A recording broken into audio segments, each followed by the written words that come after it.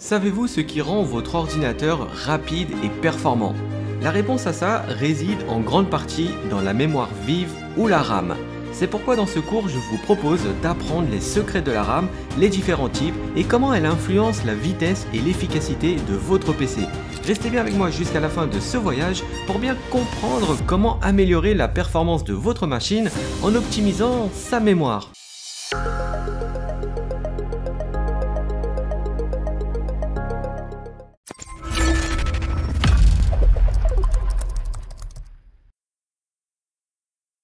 Dans un cours précédent, nous avons parlé de la mémoire secondaire qui est un stockage permanent.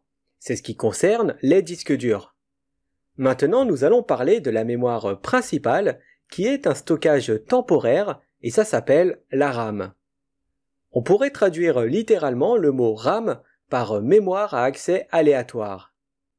Pour que les données d'un programme s'exécutent, ils doivent d'abord être chargés dans la RAM. Les données du programme sont stockées sur le disque dur et c'est à partir de celui-ci qu'elles sont chargées dans la RAM. Une fois que les données sont bien chargées dans la RAM, alors le CPU pourra accéder aux données pour exécuter le programme. Tout ça c'est bien, mais parfois il arrive que la RAM ne soit pas assez suffisante pour charger les données.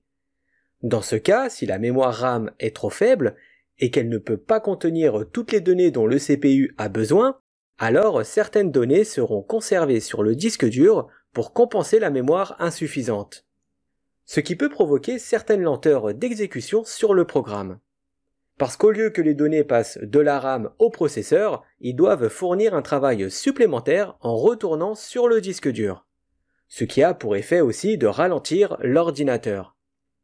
Donc la seule solution pour résoudre ce problème serait d'augmenter la quantité de RAM de l'ordinateur pour que toutes les données soient chargées dans la RAM, sans avoir besoin d'accéder constamment au disque dur. C'est pourquoi quand on augmente la RAM d'un PC, on ressent qu'il va plus vite. La RAM a besoin d'une alimentation constante pour stocker les données, c'est-à-dire que si elle n'est plus alimentée, eh bien l'ensemble des données qui y sont stockées sont effacées. Comme on a pu le voir, la RAM est stockée sur la carte mère dans des modules appelés DIMM, qui sont disponibles en différentes tailles de mémoire. On peut en trouver de 128 mégaoctets à plus de 64 gigaoctets de mémoire par module DIMM. La RAM existe également en différents types comme la DRAM, qui est une RAM dynamique. La DRAM est une mémoire qui contient des condensateurs. On peut voir le condensateur comme un petit seau qui stocke l'électricité. Les condensateurs contiennent des informations binaires comme des 1 et des 0. Rappelez-vous, c'est grâce aux binaires que les ordinateurs peuvent lire les données.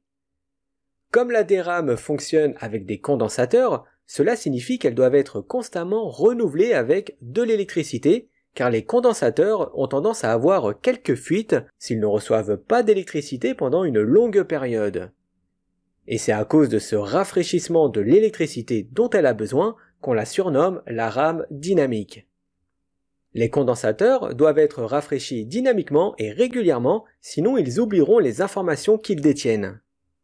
On va maintenant passer à la SRAM, qui est une RAM statique.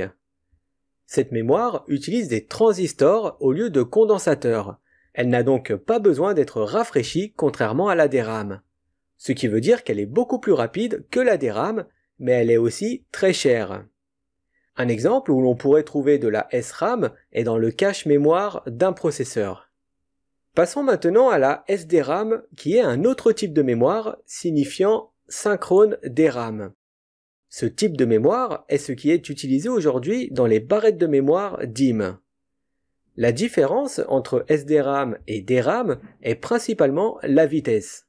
L'ancienne technologie DRAM fonctionne de manière asynchrone avec l'horloge système, ce qui veut dire qu'elle s'exécute plus lentement que l'horloge système, car ces signaux ne sont pas coordonnés avec elle. Cependant, la SDRAM fonctionne en totale synchronisation avec l'horloge système, c'est pourquoi elle est plus rapide que la DRAM. Tous les signaux sont liés à l'horloge système pour une synchronisation mieux contrôlée. La SDRAM est évaluée à différentes vitesses. Par exemple, une ancienne barrette SDRAM datant des années 2000 pourrait être étiquetée PC100. Le 100 désigne la vitesse à laquelle elle fonctionne. Pour du PC100, c'est du 100 MHz. Et comme la SDRAM n'est disponible qu'en module 64 bits, si vous vous rappelez du petit calcul que l'on a fait dans le cours précédent, ça veut dire qu'elle dispose d'un bus de 8 octets, car 64 divisé par 8 est égal à 8. Donc, pour déterminer la bande passante totale, c'est-à-dire la vitesse du PC100, eh bien il faut multiplier 100 MHz par 8 octets, ce qui donne 800. La bande passante totale pour du PC100 est de 800 mégaoctets par seconde. Prenons un autre exemple avec une barrette SDRAM en PC133. Avec ce module SDRAM étiqueté en PC133, si vous multipliez 133 par 8, cela donne 1066. Donc la bande passante totale pour du PC133 est de 1066 mégaoctets par seconde. À mesure que la technologie avance et que les vitesses de processeurs augmentent, une nouvelle technologie de RAM a dû être développée pour suivre l'évolution rapide des ordinateurs. Cette nouvelle technologie est appelée DDR, qui se traduit littéralement par double débit de données. Et c'est exactement ce que fait la RAM DDR, c'est-à-dire qu'elle envoie le double de la quantité de données sur chaque signal d'horloge par rapport à la mémoire RAM qui n'est pas DDR. Ce qui rend la RAM DDR 2 fois plus rapide que la RAM basique. Tandis que la RAM sans DDR utilise qu'un seul côté du signal d'horloge, eh bien la RAM DDR utilise les côtés montants et descendants du signal d'horloge pour envoyer des données. La DDR est également étiquetée différemment que la RAM non DDR. C'est-à-dire qu'au lieu d'inclure la vitesse d'horloge dans son nom, comme PC133, où le chiffre 133 est égal à la vitesse d'horloge, eh bien la DDR utilise à la place la bande passante totale. Par exemple, sur une mémoire DIMM DDR étiquetée PC 2700, eh bien le chiffre 2700 n'est pas la vitesse d'horloge, mais plutôt la bande passante. La vitesse d'horloge du PC 2700 est de 333 MHz, parce que si on multiplie 333 par 8 octets, cela nous donne comme chiffre arrondi 2700 mégaoctets par seconde, d'où le nom PC-2700. La DDR utilise la bande passante totale dans son nom. Un autre exemple est le PC 3200, qui a une vitesse d'horloge de 400 MHz, car 400 MHz multiplié par 8 octets est égal à 3200 mégaoctets par seconde, d'où le nom de PC 3200. La nouvelle technologie qui a succédé au DDR est le DDR2, qui est bien sûr plus rapide que le DDR car il permet des vitesses de bus plus élevées et utilise également moins d'énergie que le DDR. Une barrette DIMM DDR2 possède 240 broches contre 184 broches pour du DDR. En DDR2, on peut par exemple trouver du PC2 3200 et du PC2 4200. Une technologie encore plus récente est appelée DDR3.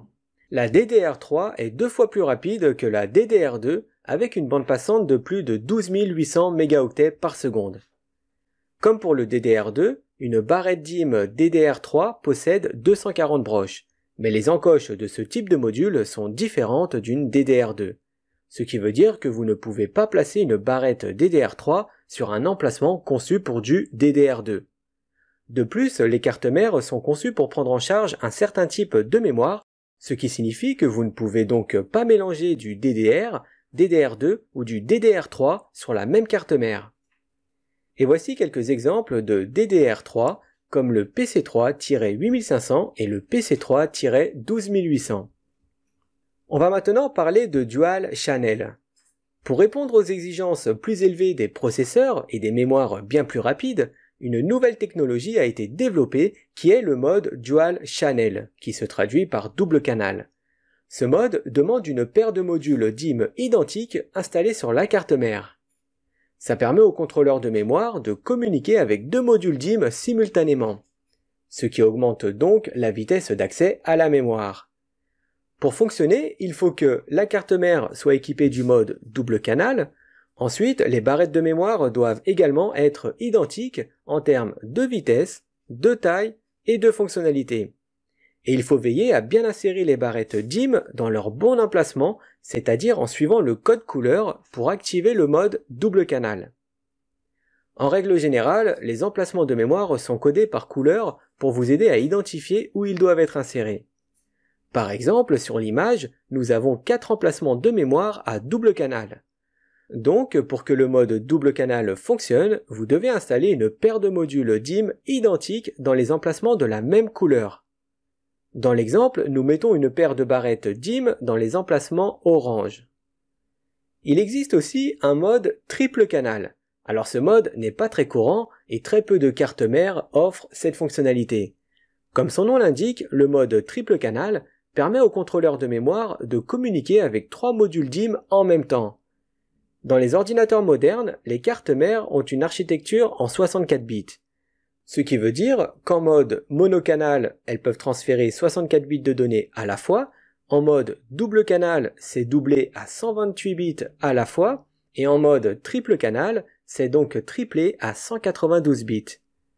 C'est pourquoi le mode triple canal n'est disponible que sur un nombre restreint de cartes mères et que seuls certains processeurs Intel Core i7 prennent en charge le mode triple canal. Voici donc un exemple de carte mère à triple canal. Sur cette carte mère, il y a 6 emplacements de mémoire avec 2 couleurs différentes, le noir et l'orange. Donc si vous allez installer 3 modules DIMM sur cette carte mère, vous devez placer les modules DIMM dans les mêmes emplacements codés par le même code couleur pour activer le mode triple canal. Dans l'exemple, on se met sur les rangées en orange. Les modules DIMM doivent également être identiques les uns aux autres. On va maintenant passer à un terme que vous avez sans doute peut-être déjà entendu, qui est la mémoire double face ou simple face.